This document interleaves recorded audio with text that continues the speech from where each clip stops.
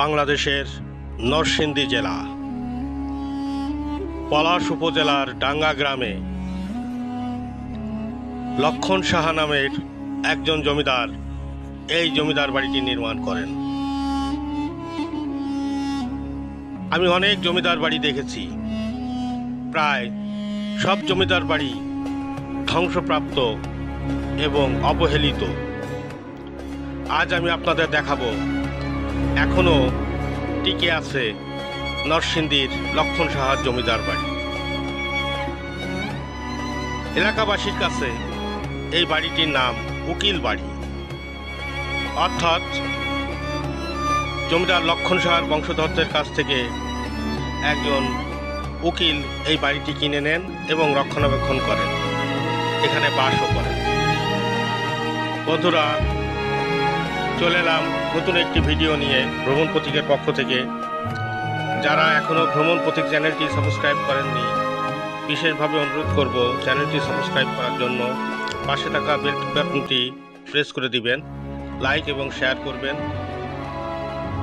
তাহলে চলুন আমরা ঘুরে আসি লক্ষণ সাহার জমিদার বাড়ি বা উকিল বাড়ি থেকে। 19 শতকের শুরুর দিকে এই বাড়িটি নির্মাণ করা হয় বলে ইতিহাস ঘেঁটে জানা যায়। জমিদার লক্ষণ সাহা ব্রিটিশদের অন্তর্ভুক্ত একজন জমিদার ছিলেন, তবে এই সম্পত্তি ওয়াকফা এস্টেট হওয়ার জন্য তাকে কখনো ব্রিটিশদের খাজনা দিতে হয়নি। বাংলাদেশের নরসিংদী জেলার পলাশ উপজেলার ডাঙ্গা গ্রামে এই জমিদার বাড়িটির অবস্থান। জমিদার লক্ষণ সাহার 3 পুত্র ছিলেন। ছোট পুত্র ভারত ভাগের সময় কলকাতায় চলে যান এবং প্রথম পুত্র দেশ স্বাধীনের অর্থাৎ বাংলাদেশ স্বাধীনের কিছু আগে ভারতে চলে যান, থেকে যান মেজো পুত্র। লক্ষণ সাহার মেজো পুত্র তার এক পুত্র সন্তান ছিল, যার নাম ছিল বৌদ্ধনারায়ণ সাহা। এই বৌদ্ধনারায়ণ সাহা এক সময় আহমদ আলী উকিলের কাছে এই বাড়িটি বিক্রি করে দেন এবং তিনিও ভারতে চলে যান। সেই থেকে আহমদ আলী উকিল এই বাড়িতে বসবাস শুরু করেন এবং এলাকাবাসীর মুখে মুখে এই বাড়িটির নাম হয়ে যায় উকিল বাড়ি। এই জমিদার বাড়িতে রয়েছে বিশাল পুকুর, পুকুরে রয়েছে শান বাঁধানো ঘাটলা, ছাদটি জরাজীর্ণ হয়ে গেছে, সৌন্দর্যের আড়ালে এক মরণ ফাঁদ। মোগল নির্মাণ শৈলীতে নির্মিত এই জমিদার বাড়িটি দেখতে অসাধারণ। ইটগুলো খসে পড়ছে, পলেস্টার নাই। এখানে রয়েছে কয়েকটি বাড়ি, তার মধ্যে বেশিরভাগই ধ্বংস হয়ে গেছে বা জরাজীর্ণ, পরিত্যক্ত। একটি বাড়িতে উকিলের বংশধররা বসবাস করেন। এই উকিল জমিদার বৌদ্ধনারায়ণ সাহার কাছ থেকে খরিদ করেন। বাড়ির চারিপাশে জঙ্গলে পরিপূর্ণ। কথিত আছে এই বাড়িতে জিন ভূত বাস করে। বাড়িতে রয়েছে অনেকগুলো মন্দির, মন্দিরগুলো জরাজীর্ণ এবং পরিত্যক্ত। এখানে কোনো পূজা অর্চনা হয় না। পুকুর ঘাটটি দেখতে পাচ্ছেন, শান বাঁধানো বিশাল ঘাট।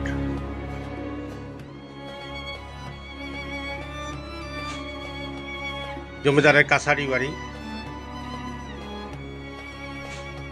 তাহলে বন্ধুরা, দেখতে থাকুন, উপভোগ করতে থাকুন এবং ভ্রমণ পথিকের পাশে থাকুন।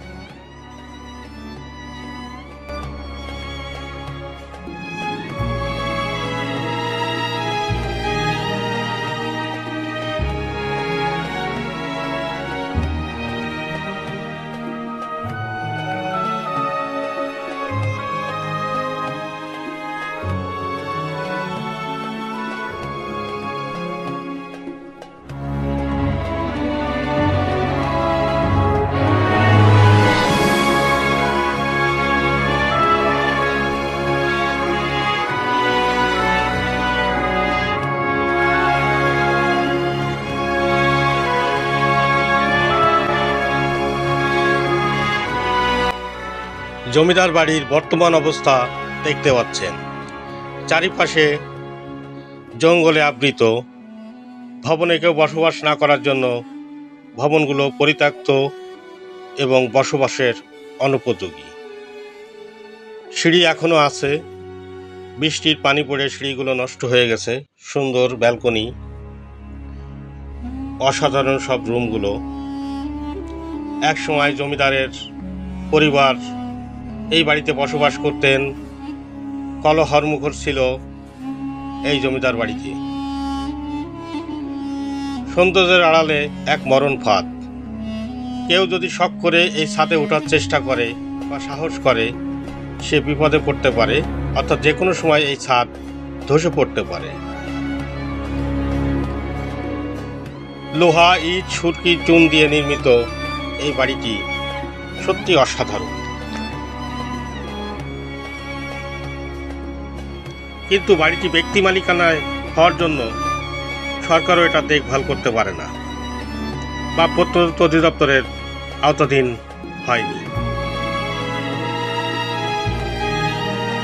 বন্ধুরা, যাদের সময় আছে, অবসরে বা ছুটির দিনে ঢাকা থেকে খুব নিকটেই মহাখালী থেকে বা গুলিস্তান থেকে যে কোনো বাসে করে এই পলাশ উপজেলায় চলে আসতে হবে।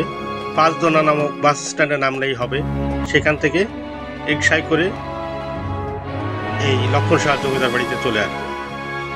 অনেক ধন্যবাদ বন্ধুরা, এতক্ষণ ধরে ভিডিও দেখার জন্য, ভ্রমণ পথিকের পাশে থাকার জন্য। আশা করি ভ্রমণ পথিকের সাথে থাকবেন, পাশে থাকবেন। ভ্রমণ পথিক প্রতি বৃহস্পতিবার বিকাল 3টায় ভিডিও আপলোড করে থাকে। আপনার বেল বাটনটি প্রেস করে রাখবেন, তাহলে নোটিফিকেশন চলে যাবে ভিডিও আপলোড হওয়ার সাথে সাথেই। আজ এ পর্যন্তই। আমার জন্য দোয়া করবেন, সুন্দর কমেন্টস করবেন। আপনার কমেন্টস আমাকে ভিডিও বানাতে উৎসাহিত করবে। আপনাদের জন্য রইল দোয়া এবং ভালোবাসা। আবার দেখা হবে নতুন কোনো ভিডিও নিয়ে, নতুন কোনো জমিদার বাড়ি বা পুরাতন কোনো স্থাপনা নিয়ে। সে পর্যন্ত সবাই ভালো থাকুন, সুস্থ থাকুন। আসসালামু আলাইকুম ওয়া রাহমাতুল্লাহি ওয়া বারাকাতুহু।